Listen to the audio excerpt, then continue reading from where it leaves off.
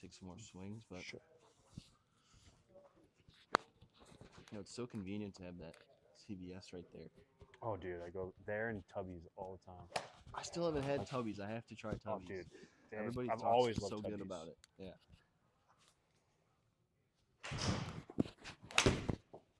Oh, do you have a link? Because I could share it Oh, what? for the live stream. Do you have a link for the live stream? Because I could share it. Or should I just go to your YouTube page? I'm trying to think. I think if you copy the URL on the stream, yeah. So it's on your YouTube So page? yeah, on the YouTube, or whatever one, because I do YouTube, TikTok, and Facebook. So 3 different types of platforms all at once, just to try to maximize, see what works. And so far, YouTube has been the best. But yeah, that was actually my best shot of the day. I gotta figure out what I did there.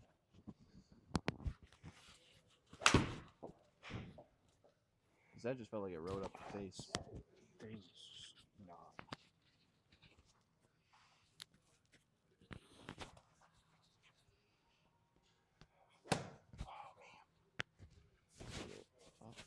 Let's extend it.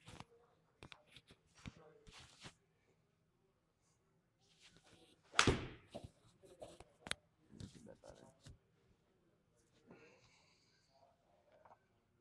See, if I could do that every time with my irons, I swear I'd be playing so much better. What'd you do?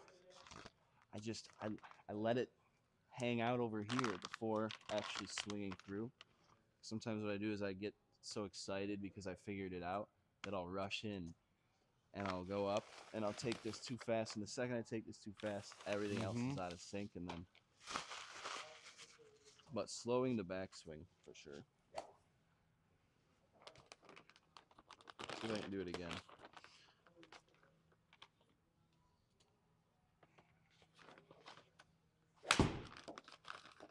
A little bit up the face, but I think my hips went a little early. And that's something that I always struggle with is the hips. Let's see.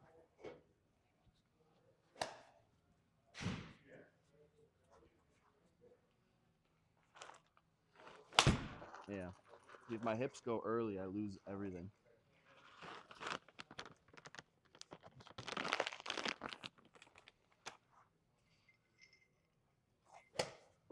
Wait, so how long have you been playing golf?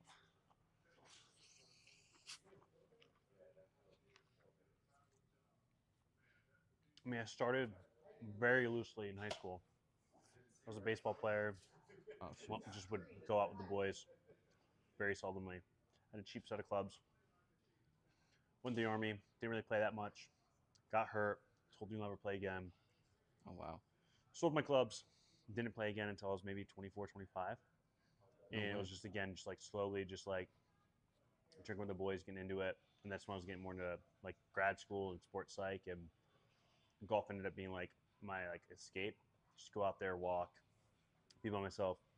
And then really the last 3 years, 4 years, every year, like really working on my game.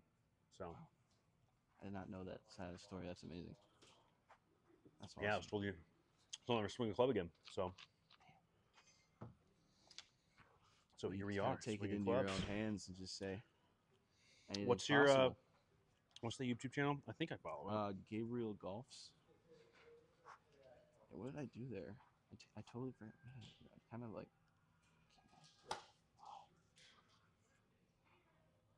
No, that's sweet. What has it's kind of been the biggest? Are we live? Biggest piece, yeah. Oh, Kind of biggest piece to like rebuilding your golf game, I guess. I mean, short game's everything people say, but I think the biggest thing. So my world as a sports psych, right? Like, obviously, let me ask you this. Answer your question with a question. Sure. What percentage of golf, of your performance in golf, what percentage relies on mental? What percentage relies on physical? Fair. I'd say it's 80-20 mental versus physical, because I think you do need to have those shots where you're up on a slope, and you need to be able to power through some thick rough. But I also think that if you're not in the right mindset, you can't make anything happen, So you're saying 80-20 mental, physical. So That's the answer I get most of the time. I've asked that to thousands of athletes, but I've never once gotten 0% mental, 100% physical. Golf is more than most, but I would usually say it's usually like 80 to 90% physical and then 10 to 20 mental, because Really? it doesn't matter how mentally tough I am. If I'm not on the free throw line with the game on the line, if I don't have the physical attributes and skills, it doesn't Sure. matter, That's right? fair. Mhm. So you have to have this physical level to be able to even then go execute. And so when you have this physical level, especially like, say, take college golfers, they're practicing the game at minimum 30 hours a week. Minimum. They're training the physical side. So every single college golfer is doing that, and that's why like it's such a hard up and down. You can't really get to the point where you're making major breakthroughs at that level. Sure. But then if you add in another, say you cap out that 80% that's physical, or you're training 30 hours a week for that 80% that's physical, who's training mentally? What does that even look like? What is mental training when it comes to like golf, especially? Hmm. And people don't know what it is. Secondly, they don't know how to have informed training. Like if I went to the gym and just lifted weights with no program, I might get stronger, but like Sure. I might get hurt, right? Right. I definitely I'm not optimizing it, and so if I go to mentally train intentionally 2, 3, 4 hours a week, you're tapping into 20% that's untapped by your competitors, untapped Right. by you before. So that's why we can take golfers who are like scratch golfers, or say someone's a 2 handicap. I go and I actually create, and we get to see their golf mental index. So we scale like, hey, what percentile? What's your handicap mentally? Sure. Usually it's in the 20s or 30s when I first worked with Wow. golfers. Okay. So if they're a 2 handicap in performance, and let's just say it's 20% mental and 80% physical. If we take their mental handicap closer from 20 to 15, from 15 to 10, 10 to 5, gets closer and closer to that handicap, what do you think is actually going to happen to the real handicap? Right. You're gonna be feel so confident in your game. You're probably gonna be in the plus. The real handicap's going to drop Sure. tremendously, right? Absolutely. And they've been trying to do this for years. So what we get to do is we get consistent play, but we get informed training. We get to have data. That's the biggest thing I do in golf, is get quantitatives Sure. for what's happening. And so in that mental scorecard, that mental index that we gather, which we'll probably walk through tonight, but we're able to see, hey, did you perform well physically, and did you perform well mentally? And then you can go back like, this is where I didn't perform well physically. This is what's happening to my shot. That's my ball flight. That's my speed. Oh, I'm in it out, or I'm out to in, whatever it might be. We can do the same thing for the mental game. Be like, oh, we can find trends on tee boxes, or on Right, par something to look threes, back on or if from you're on the other- fairway versus Sure. the rough, or your bounce back. If you get one bad mental shot, that's when it starts to trickle over and over and over. So Yeah, momentum is huge in golf, right? I keep talking with you about being so far under par, then thinking, oh man, I have to play safe now, but really you just got to play how you've been playing. So yeah, I totally agree. I never thought about it like that either. So I get to bring, I'm going to step this way so you can swing. I get to bring not just like, oh, let's talk about your feelings. Let's talk about like, what are you thinking all the time? Mm-hmm. It's more so like, okay, what's the actual data? Right. What are your strengths? What are your weaknesses? So I always ask every golfer this. So you can even do this while you get warm. Sure. If I asked you to identify, if you were to tell me, if I didn't know you from Adam, I was like, tell me what your superpower is when it comes to your game of golf, and tell me what your kryptonite is when it comes to the game of golf. How would you answer those questions?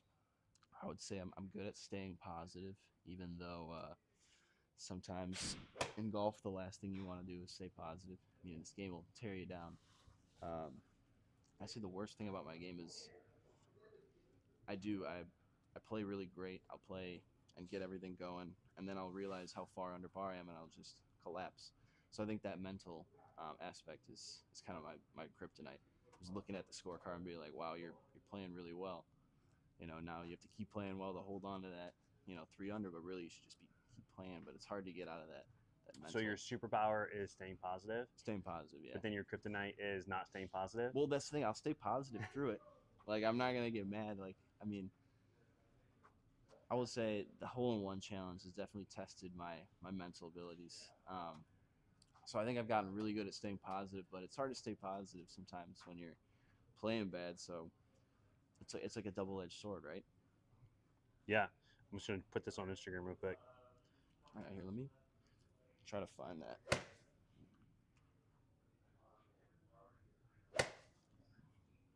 Maybe my kryptonite is not using my hips. You know, maybe that's what it should be.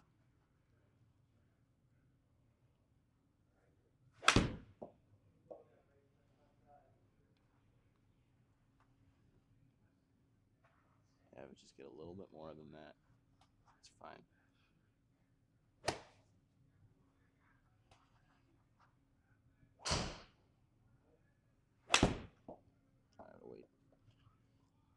Ooh, actually, no. I would say when I start playing well, it's not because I get nervous and play safe. I'd say I start rushing.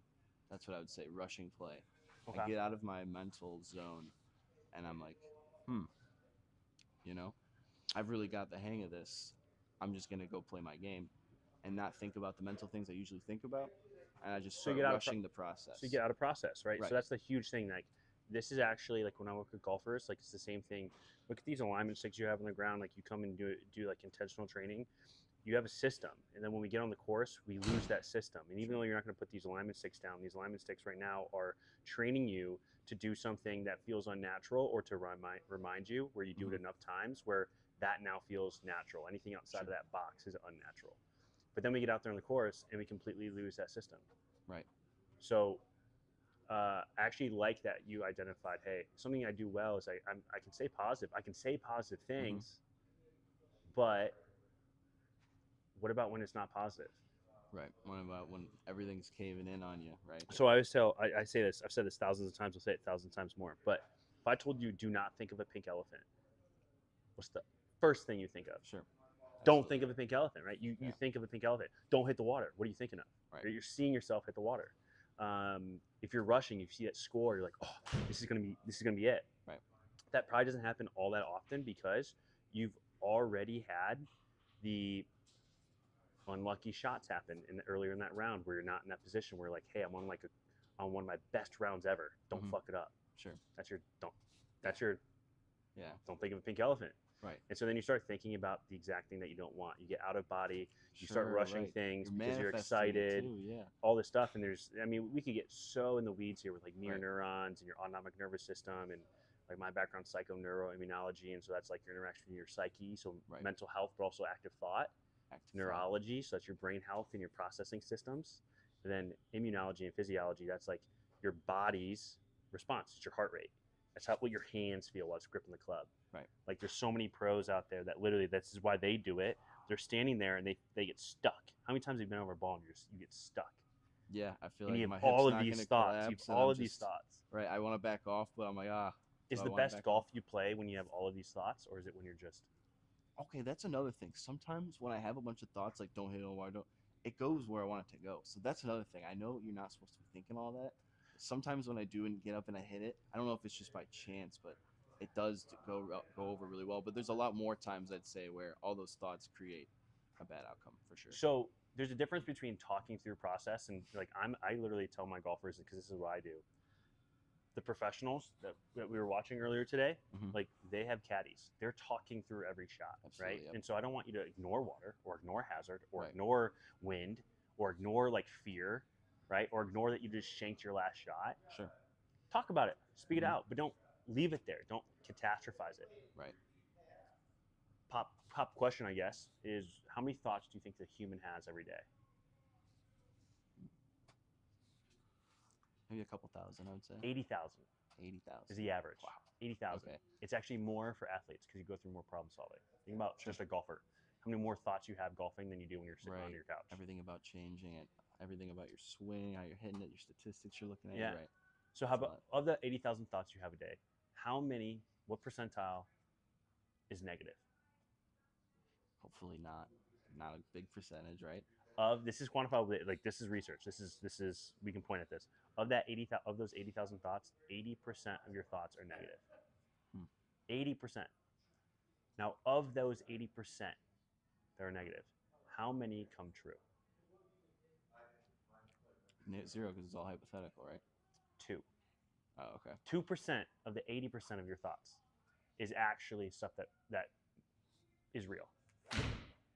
That means, I mean, this isn't 1-to-1, but 78% of that 80%, right? It's a big threshold. Sure. Is you're worrying about stuff that doesn't matter at all, right? So on a Right. golf course, we worry about stuff that doesn't matter at all. Now we can work through it, be like, okay, I see this, connect with this, have this mental thought. I call these apexes. So for every shot, we should have like a big picture apex. Like we know that this is like something we need for today's game. Mhm. But every shot, you need to come back to like an apex before you stand over the ball. Meaning, an apex is what everything's hinged on, right? Okay. Sure. So in the I have a military background. So in the military, when we would assault across an attack zone, right? What we'd want to do is we want to have an apex where everything's going towards the target. Right. Then we pass through it, right?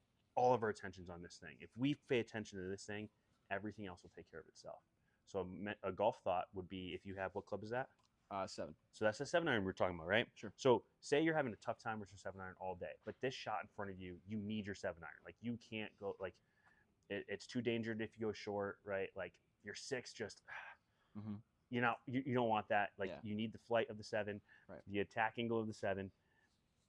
So if you know you've had a tough time with it, what I would want you to do is find a thought process to have when you're standing over that ball, not thinking about your take back, not thinking even like necessarily like hip this, hip that, right? Or release here. All I want you to do is find a word for an apex, where if you take care of this thing, everything gets boiled down to this thing, take care of that, everything else with higher percentile, like more times than not, Okay. will just follow. So for instance, for me, that apex more times than not is one of a couple things. First one would be tempo. You were talking Sure. about you're rushing that Yep. transition. Yep. So me, like I crank down on that transition, being like a former baseball player. And so for me, I think of like I literally an apex might be I literally might in my head say nap. I think of Jake Knapp Sure. swing, the tempo, the easiness, the hips, the fluidity, right? And so I literally say nap. I'm over the ball and I'm thinking, I'm seeing execution. I'm seeing if I get my tempo right, more times than not, I'm gonna have a really good compact strike, and I'm gonna have a certain level of deviation within that ball flight Right. and where it lands. I'm missing smarter at that point, right? Instead of being up there being like, okay, this, you're gonna get stuck over the ball because you have so many thoughts. You're not gonna notice the things that you otherwise, if you have one thought, you're like, oh this ball is just weird in my stance. Let me like get here, okay, tempo, right? Or you might be like, hey, my grip feels uncomfortable. Okay, Right. fix that. If you have 20 thoughts at once, Sure. you're not gonna be able to draw attention to the actual feedback loops that you're having. They're actually gonna mess up that swing. I will say I'm definitely guilty of that. When I get up here, I'm thinking, get up here, hinge. Make sure you interact with your core here as you're coming down. There's Yeah. way too many thoughts. But that's why it's good to have block training to work through that, so you Sure. actually have a new normal. But then eventually, of all those things, and I think I can identify one for you already. Of all those things, if one of those things happens, everything else will. Okay. And for you, that's likely hips. Yeah. So hips would be 100%. one of mine. Even like Mhm. for me, I'm working on getting this hip backwards, Yep. All shifting the my way. hips forward 6 inches, right? Getting that shift back here, Sure. and then hips getting out of the way. So I'm really pushing against the ground, pushing those hips backwards this way now, so I have room for my arm to just drop, club head to release, and be able to have a really solid club path, right, to the ball. If I just say hips, if I just say tempo, right, depending on what I have in my hands, depending on the situation, depending on my last couple strikes, depending on the range, like today when we played, my driver was the only club that was giving me trouble today. Really? I'm going to say that, and we're going to play in front of these people, Sure. and like my driver's going to be locked, and everything else is going to give me trouble. Okay, well that's fine because if we did a scramble or something, that's the only thing that's working in my bag right now is the driver. But right, so if I know that, I know I'm going to have to make an adaptation, and for my driver, I know those are my exact two is hips and then tempo. Like it's honestly more like hips and easy would be my two apexes. So hip So and then it's so easily come easy through, swing. so that I'm not losing it because I'm just like, for me, my hands tend to get away from me. They get out in Sure. front, and so I'm gonna Right. hook it or not hook it. I'm gonna overcut it, and it's gonna turn into like this slice, which then I'm not in position, right? Right. So if I think hips and then easy, okay, I'm not hitting my longest drive of all time, but I'm hitting that 275 with a, Consistency. and I know Right. where I'm gonna be, You and can put it likely in I'm the gonna fairway, right. aim for my miss anyway, and so I'm Mhm. probably aim just to the left side of the fairway, and if I pull it left, so be it. That's Yeah. a low percentile outcome, or low percentage outcome. The high percentage outcome is it's either going to be on the left side of the fairway or it's going to be on the right side of the fairway. Sure. But the high percentage is going to be on the fairway. Versus if I'm just like, I feel uncomfortable, like I just don't have that swing, and then I don't think of like of those two apexes or one apex even, I'm more likely the high percentage is going to be I'm putting this ball in the woods. And that off the tee, like you were talking about, is like a bigger strength in your game right now. Yeah. It was getting off the tee, which is, I mean, you got to have everything well rounded, but that's a huge one for most golfers. I will definitely say. So let's get you warm, and then we'll do some league. Okay. Yeah, I'm starting to feel that sync with my hip right now, because if I can feel that, usually it kind of comes pretty naturally. Like there is where kind of came over the top and felt it. Yeah. Well, I mean, Rode up you haven't had that many swings yet. What are you trying to do right now? Right Like now, I'm generally. just trying to make great contact and hold my hip, because my hip will go early. That's the biggest fall in my whole swing. So right now, I'm just focusing on getting that momentum down, then pushing off after. Like if you saw my swing from 2 years ago, Yeah. this is already basically up off the ground and turned at the end, like at the start of impact. So if you're looking at, I mean, you're talking about sequencing right now, right? Sure. And feel. Getting up Sequencing and feel. here, The last thing you want to do when you start, especially mentally for sequencing, like you just did slow motion. sure, Why are we taking the fastest club head speed we have? Like we're making a Yeah. full swing. sure. If this is warm up, I could give a crap where this ball goes right now. All I care about is your sequencing. So take 3/4 swings, right? And just get here, contact with the ball, and feel that hip how you want it, right? See that ball coming off, feel that ball coming off your club head with solid contact, with compaction, right? And don't worry about results. This is the range, Sure. right? We'll worry about results more on the course. I'll try that. About 3/4. Yeah. Now you're Already zeroing much it in, better. right? Right. So just keep doing that. Zero it in until you get to the spot of control that you like, and you start to feel that sequencing. It's so easy to go from a 70 to 75% swing with good sequence to an 85, 90, 95% swing with good sequence. Then just coming up off the street and being like, I'm having trouble with this, so let me swing full speed. Not the smartest play. No, right. You want to work your way up to it. 100%. Bringing it in. You're right. I formerly played tennis, and that's one thing you don't do in a rally is start hitting it really hard right at the start. You want to gradually work your way up with your partner or whoever you're playing against, to work your way up to that speed. So that's kind of cool. I make that correlation a little bit.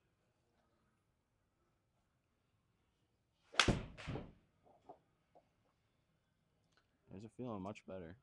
And golf is such a game of adaptation. And if we're say this is real life and we have a tee time in 10 minutes, right? Right. And you don't have all the time in the world to do this block training, I would want you to gauge where your game's at right now, right? Gauge what your misses are right now. Gauge what your strengths are right now. And then your last, I don't even know how many, but your last probably at least 7 strikes. The closest one is 10 yards to the right from your target area right now. Sure. So don't just work on the compaction now. Now is when we bring in the actual result a little bit. And I want you to start aiming to the left of the target. Yeah, it's funny you say that because most of my great hits and my good strikes go left. Okay. So the fact that I'm losing yardage and it's going right could be a huge indicator of me just. So you're just not hitting your draw right now. Right. Which means the biggest difference between a draw and you have like this baby cut on all of these right now. Right. Maybe a little bit more than a baby. I'll do the one that I think I'll be a little more forceful with at impact. I'll still try that 3/4 swing, but I think just getting myself and my body here instead of a little bit more to the right might have a difference.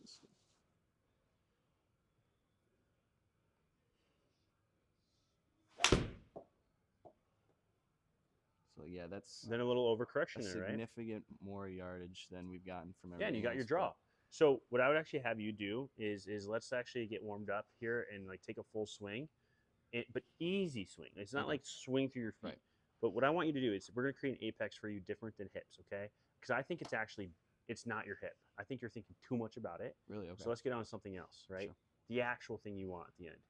You want to be facing left of the target, basically, is what I just heard. So I was actually doing this with a PGA Pro last week where he's had so much difficulty controlling his driver. And his driver's gone like, that's it. right? It's usually the strength of his game. So if he's pushing, he's pushing. He found his release point, right, was happening too late. So everything club face was left open. And he found, hey, if I make sure I get my belly button at the ball as I release, it's going to be released in the right spot, right? Sure. So Works for him. his apex Absolutely. was belly button. That's Right. it. His Mhm. only thought process was belly Getting button to to that ball. spot. That release is going to happen where it needs to be. So for you, if you think belly button or Sure. belt buckle, right, Yeah, I or think, your right here, your left, left hip. pocket, right, Mhm. whatever it might be, is to the right to the left of the target. Just think about that and see how your body responds to it. I like that. Just think about belly button, find an Still apex. smooth swings though. Still Smooth swing. 3/4. I think I went a little too much on that last one here.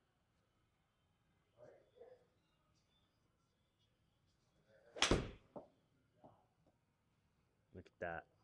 Mhm. Yeah, basically the same line, But tighter. but like, yeah, that's. I kind of really like that as thinking of just one thing. I like. And that's what we aiming, call the 'cause- apex. 'cause If you get that right, your Yeah. hips are gonna do the right thing, right? Because then So- I'm not worried about them, like you were saying, right? Okay, I actually let's try that one more time. Because when we a do little this, more. we don't get paralysis through overanalysis. I like that. It's a good Don't get saying. stuck. Make it easy.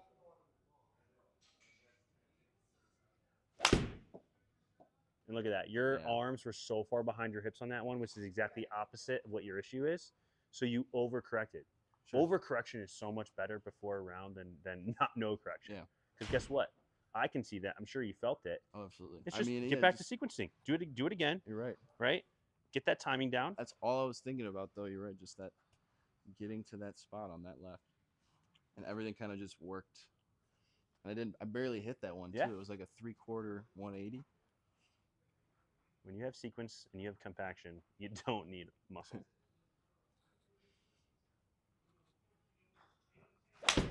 So Look at I that. went a little bit more on that one. Look at that. Folks at home, that is a good strike. Absolutely. Here we are. If I can miss right there every time, man. And here we are. We're ready to more roll. More gurs, more green and rags. So you're the captain. So let's you tell me what you want to do. Actually, before we do our round, why don't we I'll introduce you to my favorite drill to give the golfers pretty immediately who have trouble standing over the ball and not have confidence. Sure. And when I say confidence, it's not like I don't want you to not have doubt or fear or pressure. It's more so connection with capability, right? Or getting stuck over the ball. Okay, so this is the box drill. Do you care if I move these? Oh no, all good. I just The only So all the reason I box use this drill one. does Okay. is you have to do this in training, but then when you get out to the course,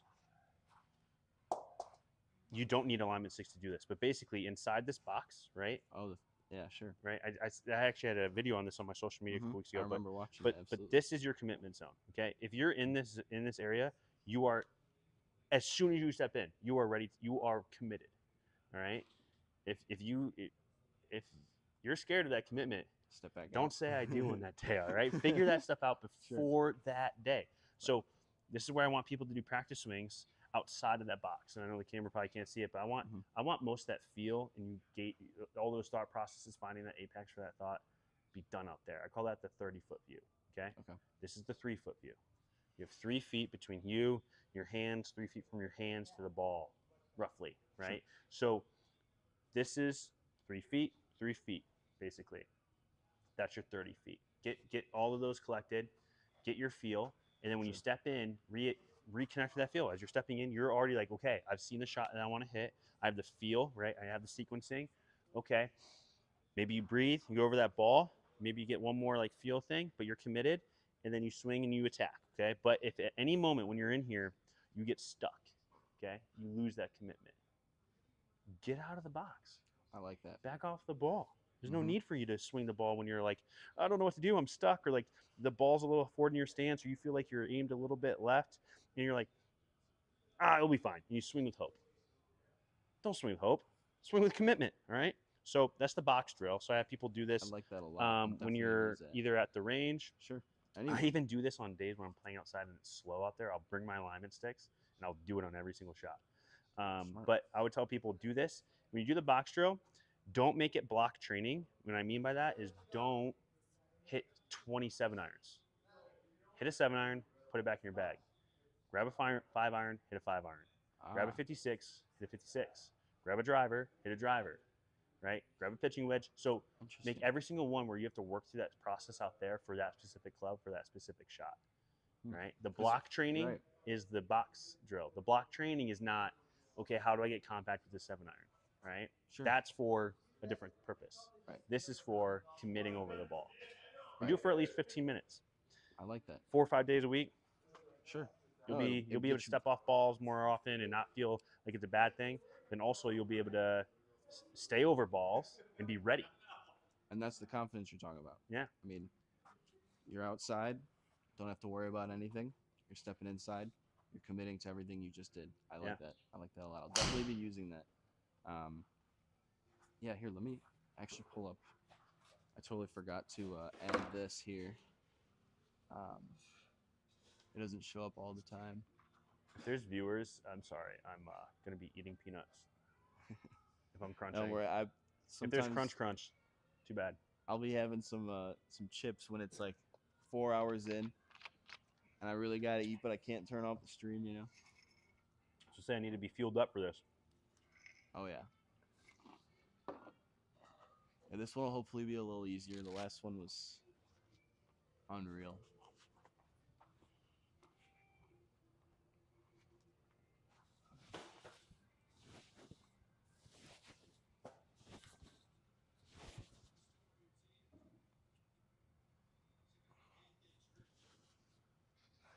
How we doing, Zane? Zane Boros? Zane's in here? Yeah. What's up, dude? How's it going? Shout out Round Robin Golf for all your golfing needs when it comes to traveling sims and good vibes. Absolutely. Isn't there an event coming up? Yeah, he's at the Irish Tavern, I think every Monday. But I know it's this Monday, 6:30 to 9:30. Free golf, $1 wings. I mean, you can't beat that.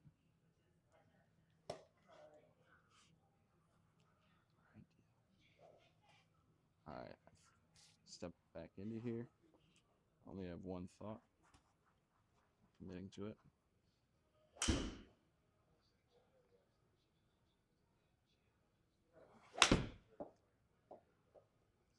I know what I did wrong. Step out. Oh, you did so much wrong there. I know. So much.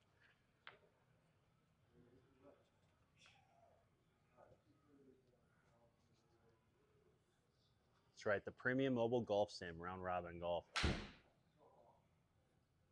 Happy birthday, Zane. His birthday? I think it was yesterday. Oh, happy birthday.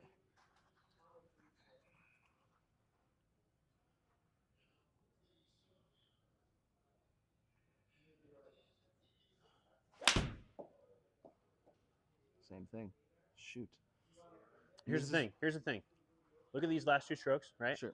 In correlation to the target versus where you were for 10 strokes in a row leading up to this conversation. Right. These are good misses.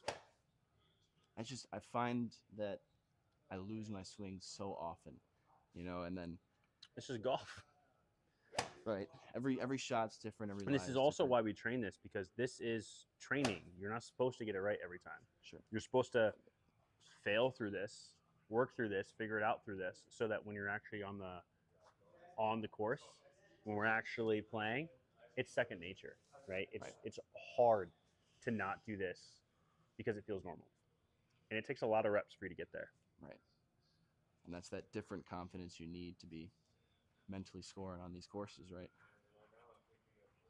Okay.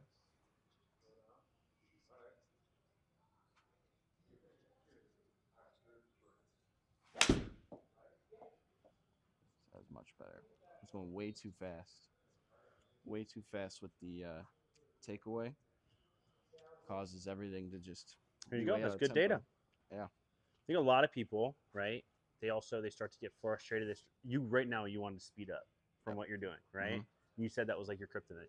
Yep. So we can see it. So you have to. That's why you force yourself to grab a different club. Typically, come back in. Sure. Yeah. Let's not even hit the. You're right. Let's hit It's a whole different club here. That way, it keeps you away from speeding up. It forces you to get back to your system.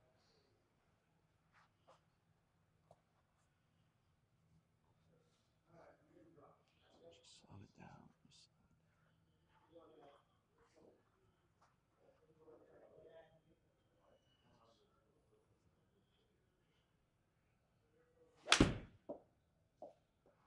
What a nice little baby draw. Yeah, that's usually what it Oh, it does. stayed out there a little bit, but I like that miss though. I think I should just keep trying to play that nice, tiny little. this is the thing. Little Like, if fade. this was this is a real range.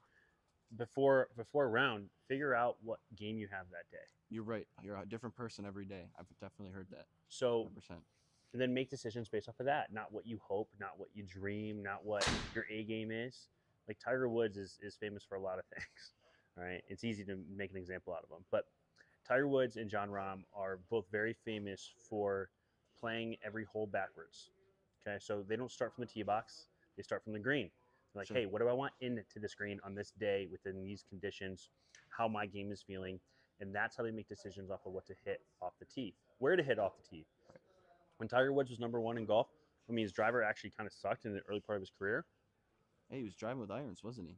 but he was number one of less than driver off the tee box when he was number Right, one in the yeah. world, Mhm. right? Number one, less than driver off the tee box.